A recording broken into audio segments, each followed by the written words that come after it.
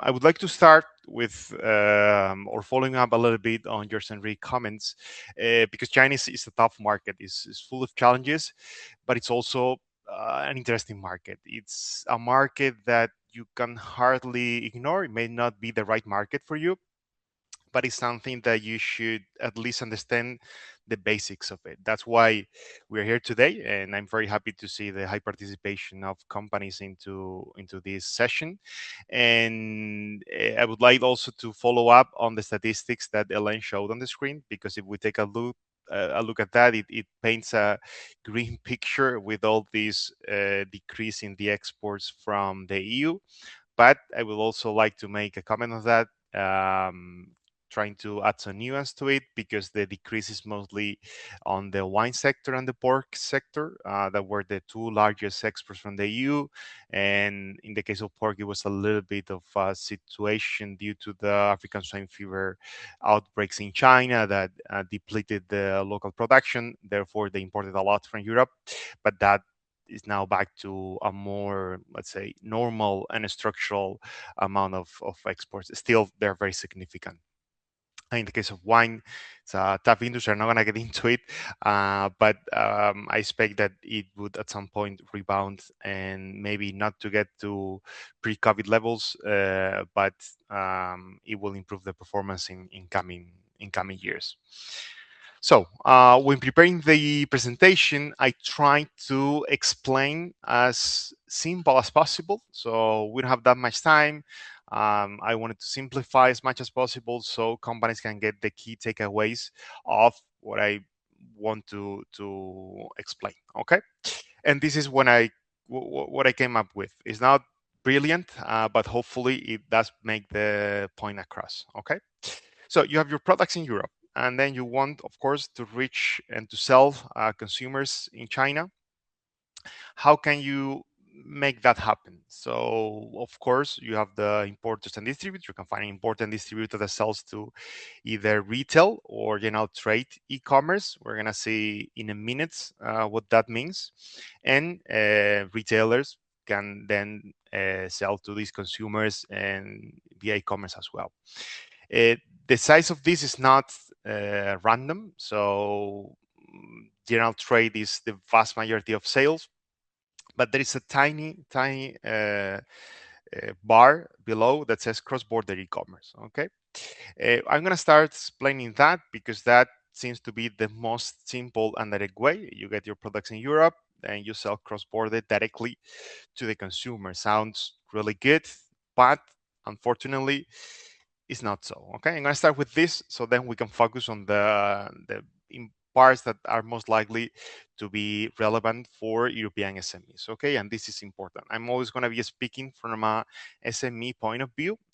If the company is large and have more resources, the strategy will be most likely a different strategy than what I'm going to suggest for EU SMEs. But the reality is that SMEs have limited resources. They need to distribute them across many different markets, and unfortunately, they can access the same level of, let's say, support in the target market as large companies. So I'm always going to be commenting from the point of view of SMEs. So, cross-border e-commerce. What is cross-border e-commerce? It's very simple to explain. There are many more details about it, but I'm going to make it as simple as possible. Cross-border e-commerce is when a consumer places an order online in a Chinese platform, and then the product clears customs and is sent to them after that. Okay, so first the order, then the product clears custom. There are different methods that have their own particularities, but you can summarize as you can ship directly from Europe, or the product could be in a bonded warehouse in China, so outside of the customs area in a way. And when the consumer orders, the product clears customs already in China and is sent to the consumer. There are a lot of details, and this is very well explained on the EU SME Centre report that is selling to China via cross-border e-commerce. So if you're interested into learning more about this, you can definitely have a look at it. But as a summary, or my conclusion to this is that this doesn't work for FMB in most of the cases because it takes too long for the consumer to reach the product to reach the consumer, and this is no go for most of the consumers. Chinese e-commerce is incredibly developed, much more than pretty much anywhere else in the world, and the level of service, after sales service, delivery speed, everything is top notch. It's, I would say, way ahead of what we're used to in Europe, where it would be similar if you are in a big city or big capital in Europe, but other than there, it's much more efficient in China. So the speed of reaching the consumer is capital, especially for F&B. There are a lot of products that have a good shelf life, others not so much. So long shipment degrades the quality, and as such, consumers are less interested in those. Also, selling in cross-border e-commerce is quite expensive. It's very expensive to operate these shops in these particular marketplaces that are focused on cross-border e-commerce, and unless you have a very high amount of sales, in which case, still general trade is probably a better option. There are no significant advantages compared to general trade e-commerce, and by general trade I mean e-commerce where consumers place the order and the product is already in China, already clear customs, and there is a distributor that just put the products in a package and delivers to the consumer. In a lot of cases, from a warehouse that is just a few kilometers away from the actual consumers, and the delivery is within 1 day. So in the same day actually. So in that case, cross-border does not particularly offer any real advantages for most product categories. There are some exceptions if your product is regulated and cross-border allows you to bypass those regulations, might be an option, but generally for agri-food is not really the best option. Okay, so with cross-border a little bit briefly explained, but out of the way, it's not the option I would recommend at all to access the market. So first, you need to find an important distributor, and for this, and being in a lot of meetings between exporters and importers in China, there is some patterns. Okay, and I always listen to exporters explaining very candidly and excited about their brand or their product, mentioning that it's the best.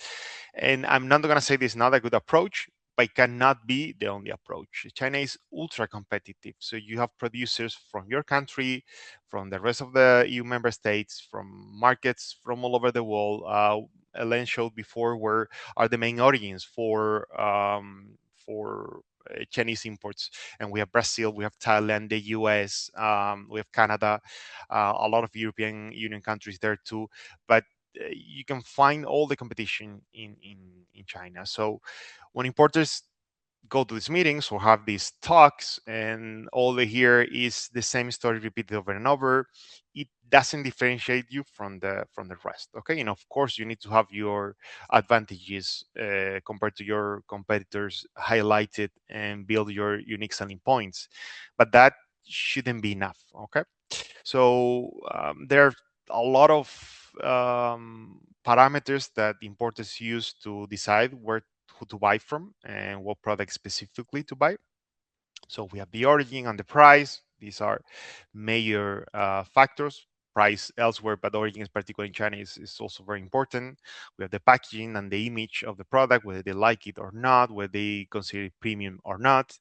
And these, in practice, you have very little margin to change it. Of course, you cannot change the origin. You can adapt the price a little bit, but of course not much if you want to ever make money in the market. And the packaging, well, you have a lot of volume and there's a very good reason to change it, fine, but still the return on the investments of making changes on this is very small. Okay, so let's say you can't change much there. What you can change, and is also very important for importers, is to have a good management of that commercial relationship, trying to always lower the risk and generate value for that importer. Okay, this is what we explain as making the life as easy as possible for the importer. And what does it imply?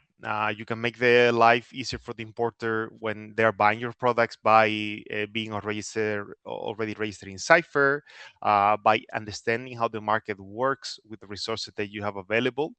Um, you can also make their life easier when selling the products when you have already your trademark registered, so they don't have face any issues on e-commerce platforms that will ask them for a certificate of ownership of the trademark. You can also provide marketing materials that you already have for your domestic market or for other export markets, where you have pictures or videos, professional videos and pictures of your products and your brand. So you can, or you should cooperate with them, so to make as easy as possible to buy and to sell your products there. Okay. This implies communication, for example, use WeChat, use what is convenient for them, understand their timing of things. It needs some, let's say, cultural adaptation to it, nothing to get crazy about. It's a little bit of common sense, but understanding their holiday periods too.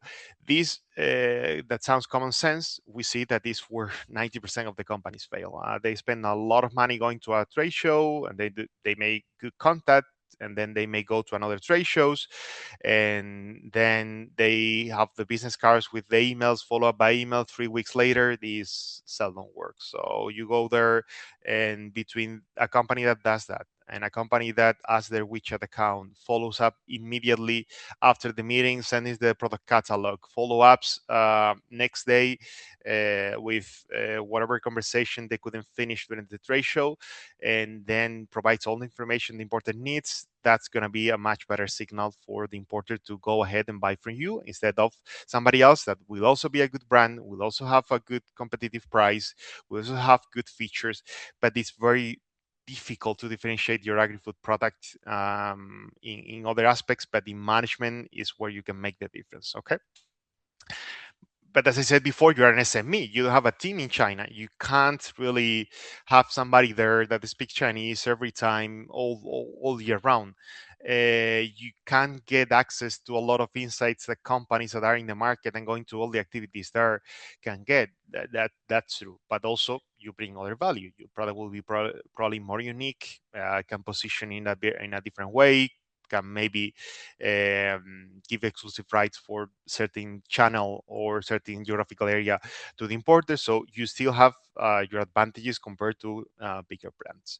What I would like you what I would like to recommend is to use the resources that you have available. Okay, there have been mentioned to specific materials that the Commission have available. Access to markets, a great tool to understand the basics of what you need to have for and what applicable taxes apply to your specific products. In this case, in China, you have the entry handbook, the activities that George Henry explained, the high-level missions you can apply to join them, the campaigns you can see how you can get involved into those, either the campaigns that the Commission implements directly or through your association of producers. You can also apply for those co-funded promotional campaigns that George already mentioned before, that are right now open for receiving proposals until late April.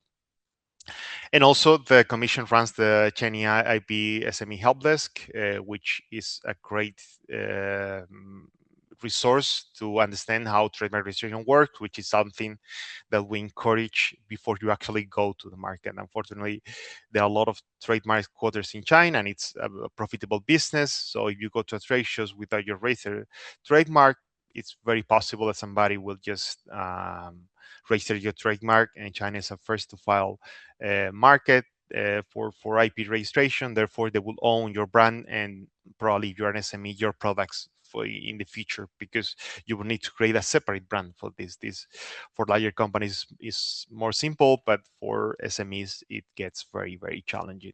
So with a little bit of investment, you can avoid that, and the IPA SME help desk definitely can help with this process. Then you have the EU SME centers. You have the guidelines on how to register with Cipher or China Customs, and this is essential. This goes to illustrate my previous point, if you are already registered in Cipher, when you have the partner, then it will speed the process quite a lot. It depends on your product category, and then I encourage you to check the guidelines on the USME Center website. But if you make already the milestone of an agreeing on the terms with an importer, but then they need to wait months, so you are registered and they can actually import your products, you're probably gonna lose that sale. Okay, so all the preparatory work needs to be done before you actually approach the market. So you need to understand it first and then go ahead and register for the market. Trade first. Ellen mentioned it, and I agree with her. It's a very good tool to get new clients. It's a, I would say, cost efficient way to join one of the pavilions that the TPOs um, and other organizations put together, and with a small cost of the trip and maybe some participation registration, you can have access to a lot of importers that can see your product while they're actually intending to buy. So it's great to go there, but you need to be prepared, and the guideline there can help you. You have market news and updates. You have market research for most of the product categories that have a market in China are relevant. And you also have case studies of companies that have somehow succeeded in the market, so you can learn from them. And also, your TPO and relevant ministry can also help. They may have also market research published. They may have some guidelines. They can answer questions. They may be putting together other activities. So definitely make use of these resources that are available to you. Don't try to go all by yourself. Always rely on the help of this network that is available to you at no cost or very little cost. Okay, as Ali mentioned, a lot of these organizations have actual presence in the market and can help you with a lot of the services that you may need there. So when you have an importer, a distributor, what's next? Here I show the more or less the breakdown of the different retail channels for Agrifood. Not Agrifood, for food and beverage specifically in 2024, which is the latest data available, published annually by the Euromonitor. And we can see that foods e-commerce represents roughly 7% of it, so it's still a small fraction to it. Okay, this is a key takeaway of this slide. The second one being the rest is very much fragmented. So you have all these small local grocers which take many different forms. It could be from small stands at wet markets to small independent owned grocery stores, and then you have larger players that seldom have national coverage. Okay, so except for maybe the list that you can see in here, China is a massive country, it's kind of a continent, so it's almost impossible for an importer to reach the whole country and for a distributor to access equally all the channels in the whole country. So what is very common is that a distributor is very strong in one area and they can reach several retail channels, although the most common case is they're good in one retail channel for one specific geographical location. Okay, so this is something that you need to consider. Maybe in other markets, you would give exclusivity, let's say, in a more, let's say, easy way. But for China, you can of course give exclusivity, but you need to consider all these facts that distributor can only focus on one area in general and in one specific retail channels. If your product works well with several channels, you probably need several distributors to it. So maybe an option to do it is have one importer that imports all your products, and then you still help with the commercial activity to finding distributors for several retail channels and several geographical areas. What happens then when you have several distributors? In the past, you were only focusing on retail channels. Well, you could manage the competition and you could sell the limits kind of freely because it would be kind of clear, right? So if you target northern areas, so Beijing and surrounding areas, or Shanghai and surrounding areas, or the south of China, so Guangdong province, then that was very clear for everyone. With e-commerce, and what it currently happens is that your products are going to be in e-commerce regardless of how you proactively approach it or not. If you have an importer and distributors, your product will be on e-commerce, and that makes the products prices and strategies very transparent. Okay, so it adds a little bit of complexity onto managing this. Okay, this is something that you need to be aware of, and it's something that needs to be openly discussed with prospective importers and distributors of your products. Okay. So, general trade and e-commerce. General trade e-commerce. What do we mean by this? As I said, products that are already in China and they have clear customs already, and we have landscape of potential platforms and partners here that is huge. Okay, probably you have already heard of the generic platforms because those are the ones that belong to the big groups and that make the news in Europe. So JD.com, Taobao, and Tmall belonging to Alibaba Group. JD is a different group. um, JD is the group actually is gonna buy or is intending to buy the owner of MediaMarkt in Europe, for example, the massive groups. Okay, these platforms do sell F&B, but they're not a good platform to try to partner or to sell with. This is good for larger brands and companies that have their own presence in the country and can manage stores. They're very complicated to operate. They're very expensive to operate, and generally, I would not consider this if I would be a European SME. Then you have grocery platforms, and you have many different kinds, many different sizes. So Hema and Seven Fresh, for example, Hema belongs to Alibaba Group, same as Taobao and Tmall. Seven Fresh belongs to JD.com, and they are what we call new retail. So they have offline locations with actual brick and mortar stores, but with digital first platform. So they sell online through the app. Then you have a purely e-commerce platform, Hypermarket, Belai, or Western Food Paradise that focus only on food. Hema and Seven Fresh also, it's mostly F&B. And then you also have retailers, so brick and mortar retailers that sell online. So you have a few names there. These are names that you have been targeting the Chinese market. You have already know, or maybe you have already met. They specialize on imported and premium products, so they also sell online. And online is also very complex. It's not just a website and an app. In a lot of cases, it's through social commerce. So they sell through social media. They sell through live streaming. It's a very complex market, and I don't want to landscape and I don't want to overwhelm with details. But what it's important to understand here is that you need to try to work out with your important distributor what's going to be the distribution and what platforms they're going to use, how they're going to sell, and especially what they need. Okay, because you can support, you may support with video content, picture content, and a lot of the information because nobody knows your brand better than you do. And of course, they will need to localize it, but you can provide all the materials and, as I said earlier, make the life for your importer as a distributor as easy as possible. Okay. So, as I said, your products are going to be sold. That's the good part. If you already have an important distributor, they're probably already selling. Okay. So, work with the important distributor, understand how they do it, and if possible, consider contributing with some marketing budget for the promotion of your specific products. It could take many shapes and forms. So, participating in flash sales, participating in live streaming session, it could be many different things, and for each product and strategy, there are many options. But that's something that is probably a good use of your money, at least at the beginning, to try and boost the sales of your product. Also, check if your TPO or any organization similar to this that you belong to, so an association of producers or reporters, runs any online promotions. And Elaine mentioned before, and Veronica is also working on it.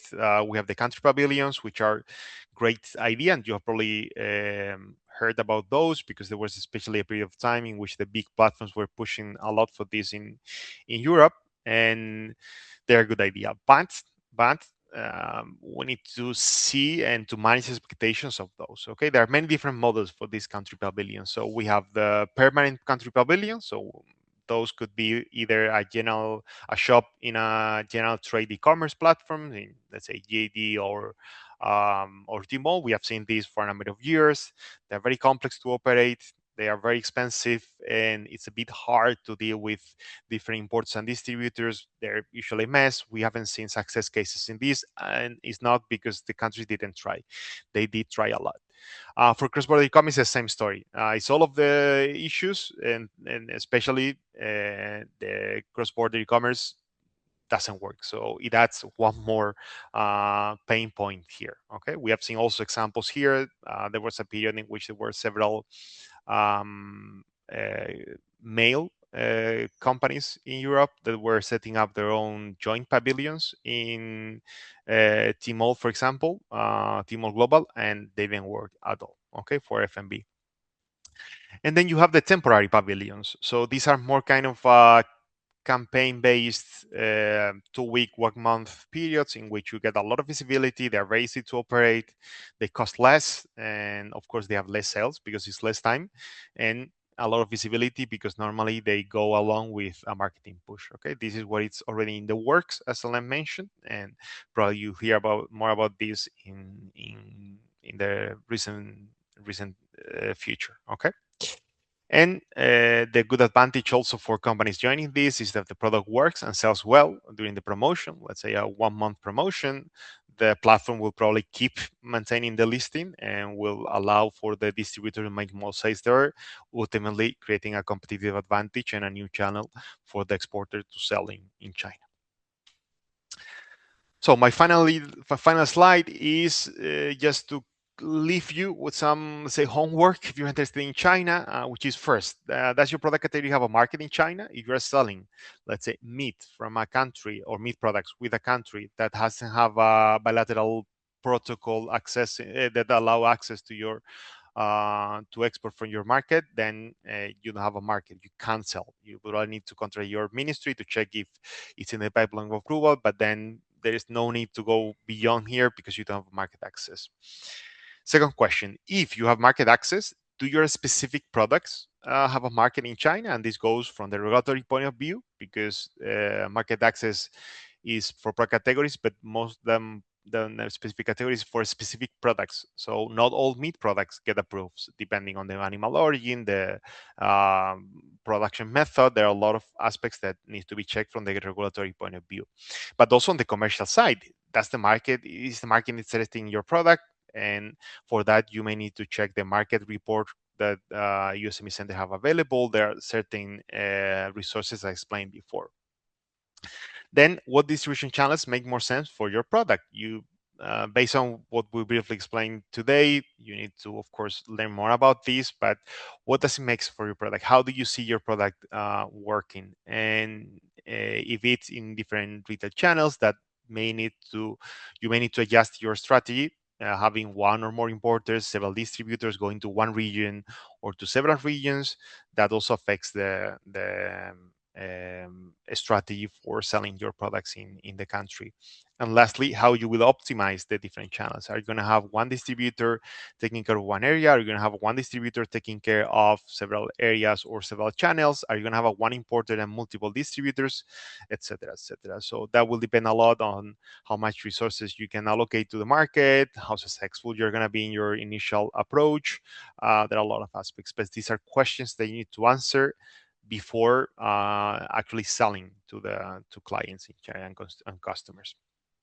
So that's it. I overextended a little bit, but I don't know if there are any questions. In any case, I would like to thank you for your attention and answer those questions if there are any.